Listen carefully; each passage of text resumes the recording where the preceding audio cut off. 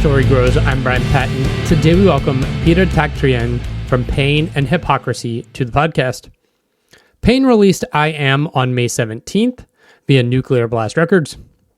Peter talks about his time spent living in America and how that led to hypocrisy, how PAIN evolved out of hypocrisy and developed its sound, the duality of the lyrical content on I Am, and more. Thanks so much for checking out this episode of As the Story Grows. I appreciate it. If you enjoy this conversation and know somebody who might dig PAIN or the podcast, share it with them. Sharing the things we love is the best way to grow and support anything. If this is your first episode of As the Story Grows, welcome. Thanks for listening. I would appreciate it if you subscribed on your podcast listening platform of choice. A lot of people subscribing over on YouTube. So if you're a YouTube listener, thanks so much for being a part of the podcast community and for subscribing on the YouTube channel. You can find links to the show notes or at asthestorygrows.com for our Discord server to sign up for the mailing list or support the show financially, where you can get early access to every episode via Patreon. Over on Patreon, I recently shared an essay about my love for movie scores. $3 a month and up gets you that audio essay. Enjoy today's chat with Peter Tägtgren from PAIN.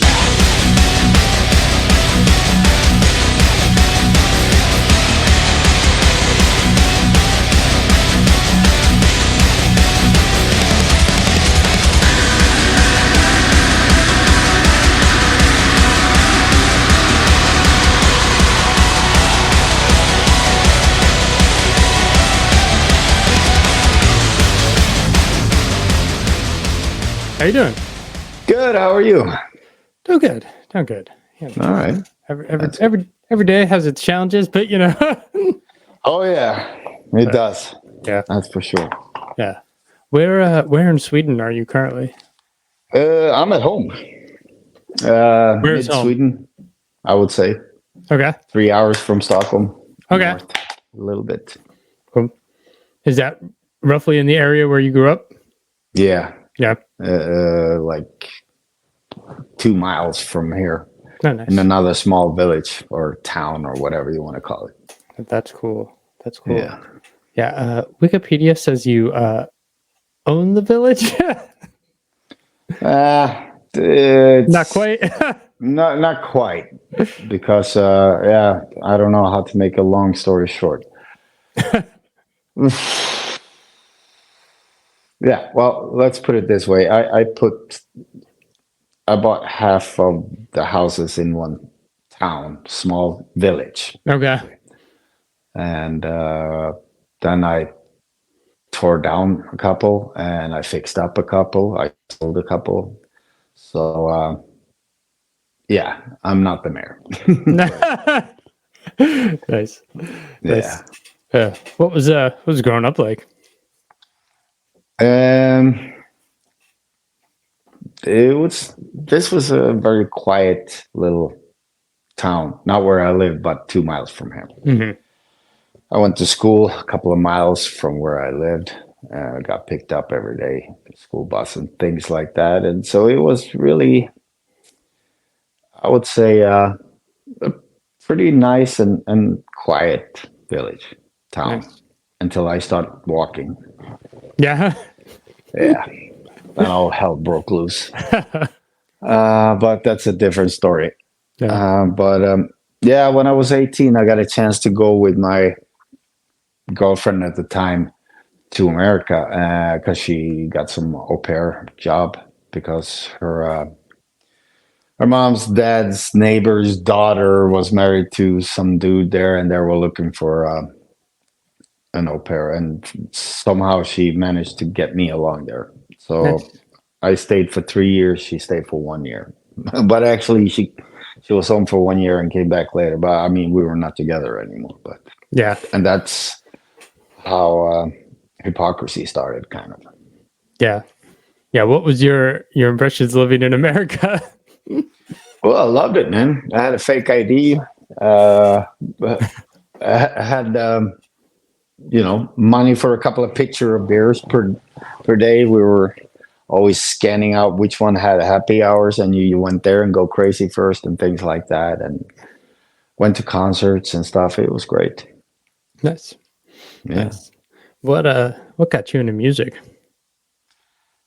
I guess the radio. My mom said like when I was crawling on the floor, and if a song came up on the radio, because they always had the radio on in the kitchen, I would just stop and just go, "Oh."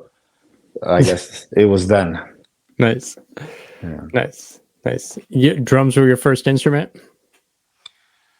Well, actually, we had an acoustic guitar at home, and I was actually trying to write some songs when I was like 7, 8 years old.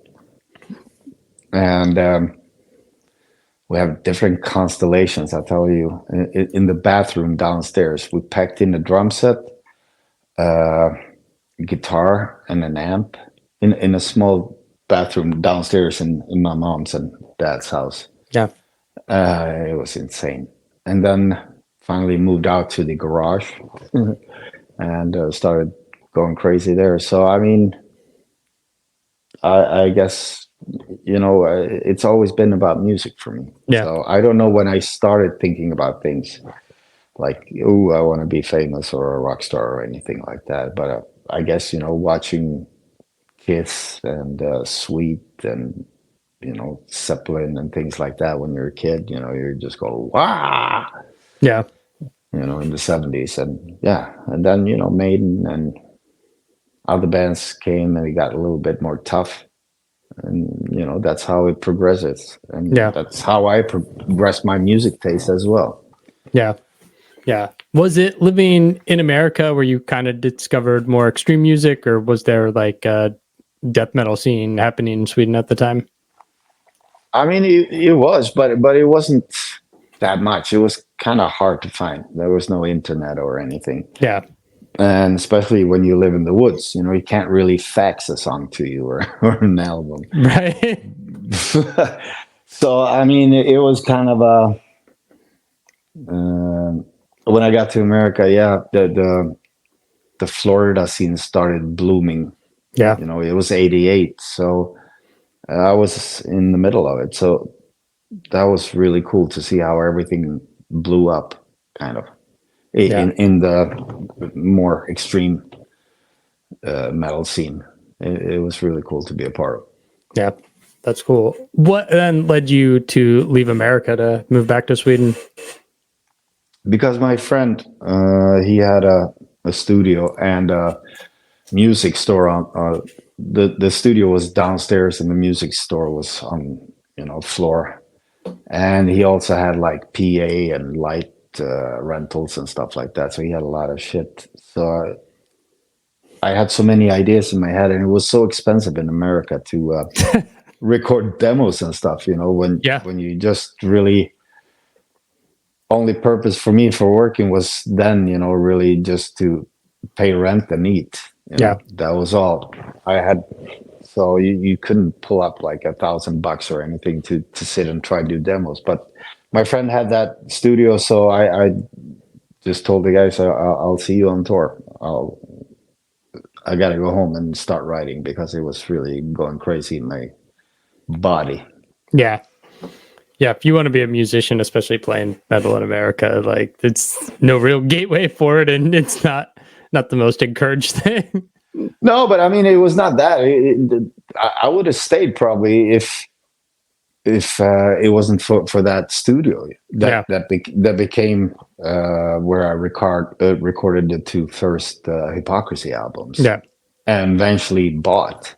Yeah, right after we recorded Fourth Dimension. So I guess it was a purpose with everything.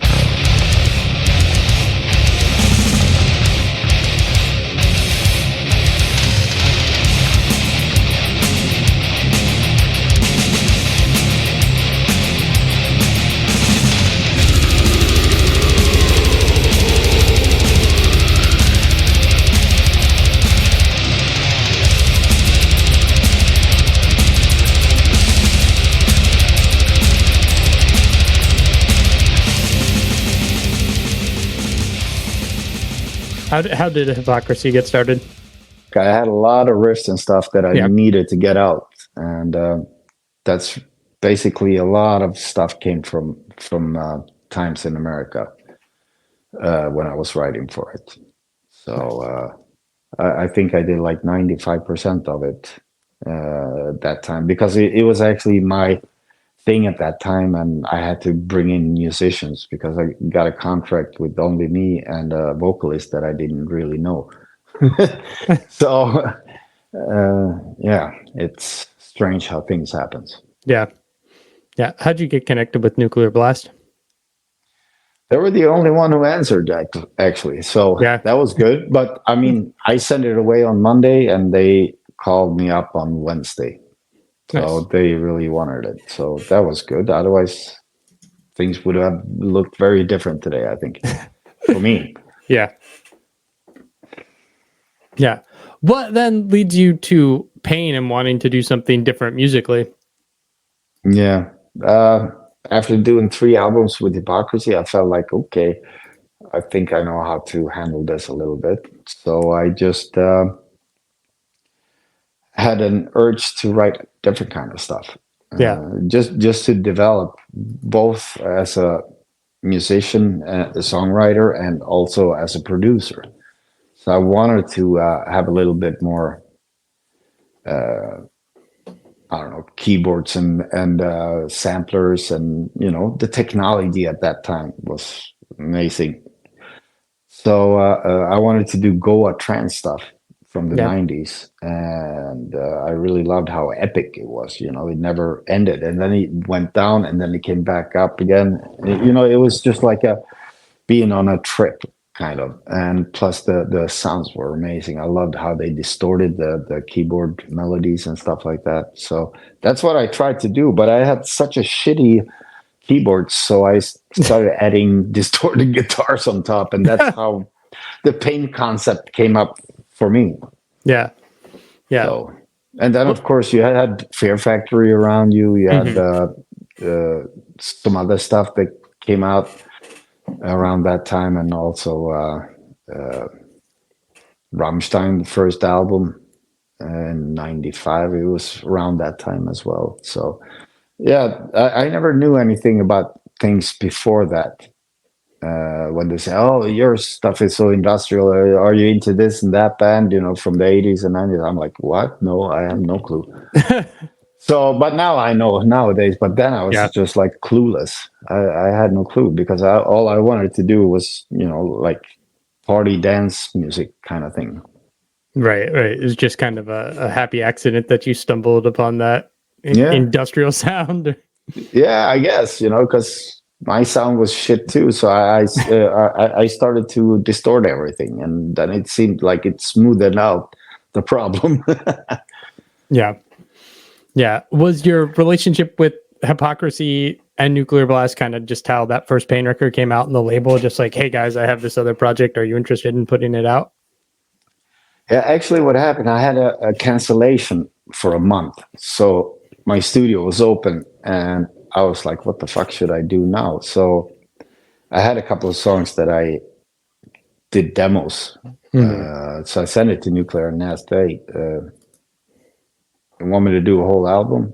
And they said, sure. And I was like, okay, well, I got 1 month to write and record the shit. So yeah, that's why it sounds like it sounds.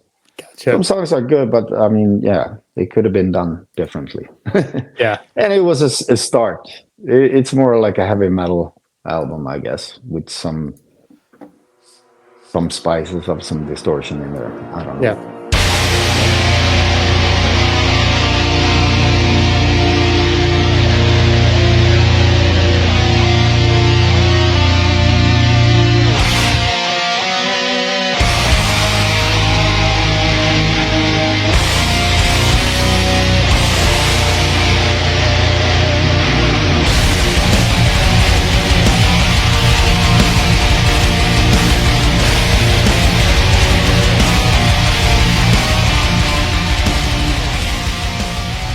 After a long time away, Hypocrisy released Worship in 2021. Was that kind of led by COVID and lockdowns, or what led you guys to put out an album after all that time?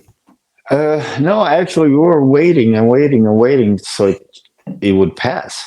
Yeah. really. And when we thought, okay, now it looks like, light in the tunnel, so to speak, then we set a date for September. And before that, I didn't really was motivated to finish it. I mean, we started writing on it, then we toured, then back to write a little bit more, and then tour again, and then COVID, and two other bands active. So yeah, it took a long time. Yeah. Yeah. I mean, there's been some time between the last Pain record and this one too. Is it just the nature of like you have a studio and you're getting older and other responsibilities? Yeah, well, I mean, since 2013, it was 2 Hypocrisy albums, 2 Pain albums, 2 Lindemann albums, 1 Joe Lynn Turner album, and a handful of production with other bands. So, plus you tour with 3 bands over these period of time. It's you really don't have time for getting into being inspired and start writing stuff. Yeah.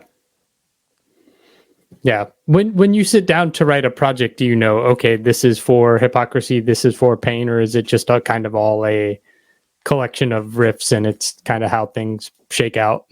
No, I mean, since I write pretty much everything in my head, most of the time I get a view of how it will sound, and right there I know if it's Pain or Hypocrisy. Okay. And also in tones, how I choose tones and stuff. So it's pretty easy. Sometimes Hypocrisy and Pain world collided almost a little bit, got close to each other, but I think they're a little further away now. I can't see clear, but my mind don't mind.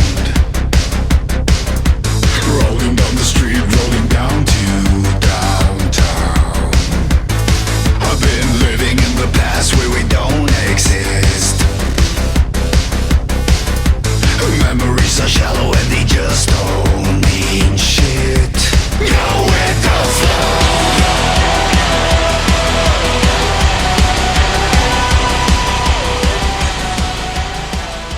flow. New Pain record is called I Am. Where'd that title come from? Actually comes from the title song on the album. It's about cancer, that I'm singing that I am your cancer in your body, like turning off your light and so on. But the album itself, the concept about naming the album I Am, it's pretty much represent my state of mind from when I started to write the album till I was done. So it's a little bit of a diary kind of thing. But mainly, it's a party album, I think, it's supposed to make you in a good mood. That one is probably one of few that's very dark on the album. Mainly it's just me being pissed or me trying to motivate myself, go with the flow. Don't get so angry when things goes to, toilet. Yeah. And, count to 10 and go with the flow. So it's my therapy song to myself. I had to write it because I was kind of a little pissed. Yeah. So, there are all kinds of songs there, and definitely a lot of energy on the album, I think. And I think the production sounds good. It kicks your ass, the bass. I mean, what kind of led you to that lyrical place of, I mean, there, like you said, there are lots of different themes. Was it just like having time via lockdown? I don't know when you wrote these songs, but like having time to write and explore different themes? Yeah, I mean, about cancer, that was kind of easy because my son's grandma died in January last year. So that influenced me because she was all sick from late summer till January, so she was in bed and, it was kind of fucked up, if I have to say in pure English. Yeah. So my mom got cancer, but she beat it. And that was the same time as we were working on the first Lindemann album. That was really stressful. And of course, my grandma died in cancer. So things that matters to me, I write about, and usually it connects with other people as well, because we all have someone that got cancer, or and still alive, or passed. So Yeah. that was kind of therapy for me as well, to write about it, because I was very close to his grandma as well, because she lived in the village as well. Yeah. Yeah, for 25 years or something. Yeah. So Who did the album artwork? Stefan Heileman. He did. I started working with him in was it 2010, 11 or something, with You Only Live Twice, and I really like how he puts the digital together to make it a little bit more arty, and not just I got Photoshop in my computer. I mean, he really do really good shit. I brought him also into Lindemann when we did these two albums. I really like what he did on that, a real fantasy kind of thing. And so he listened to the album lyrics and stuff, and I told him, do what you do best, and let's see what you come up with. And that's what he came up with. And I like,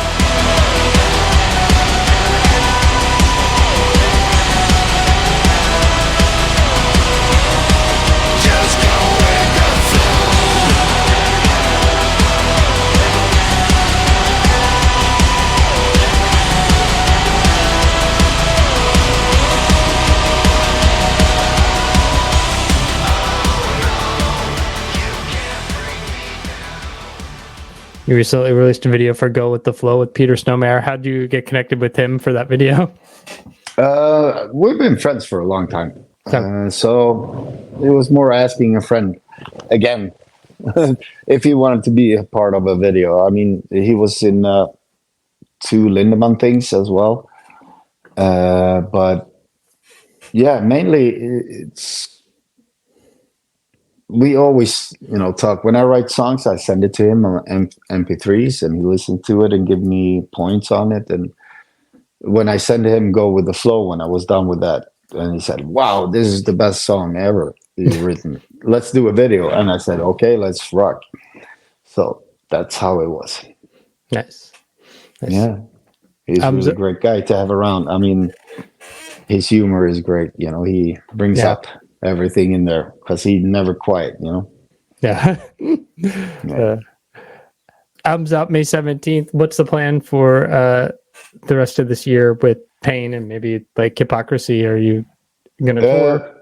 Yeah, I mean, there's gonna be a lot of touring. I mean, we need to go out, especially in America or North America. I mean, it's ridiculous that we went once as an opening act for another not so big band, but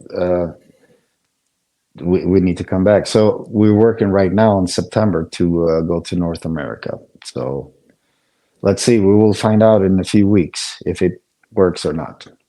PAIN or Hypocrisy? PAIN. Oh, awesome. That's what I mean. I mean, Hypocrisy has a decent following in North America, and we have our fans, so that's cool. But I need to build up something with the PAIN now. Yeah. You've been releasing music in all these various projects for so long. How has the way the music industry shifted affected your approach, or has it affected your approach to writing music? And no, I'm on my own. What do you say? Streak. Yeah. I just enjoy trying to find new elements in things when I write. That makes me excited, and that makes me want to do this. Yeah. So I constantly see that I grow as a producer, songwriter, you name it. When I feel I go forward, then I have no problem being motivated. If I feel like, okay, what's the point of it, to write more stuff? Yeah. Then I know it's going to be tough. But right now, I really love, and I have a kind of a responsibility to my fans, because, a lot of them really said that, a lot of songs saved their lives, and, they motivated them, some songs. And so now I feel also that I need to deliver the medicine, Yeah. to some of my fans. Is it weird how important videos have become again for you? It's been doing this for so long that it's like music videos are like so important these days, right? Yeah, but I mean, put it this way, it's so much better and so much cheaper nowadays. I mean, Right. when I started with like Shut Your Mouth and stuff, and when they were filming on 35 millimeters, oh my God, the costs was insane. Yeah. So, I mean, I'm glad it went to digital on that stuff. I love doing videos, playing a clown. That's part of it, I guess.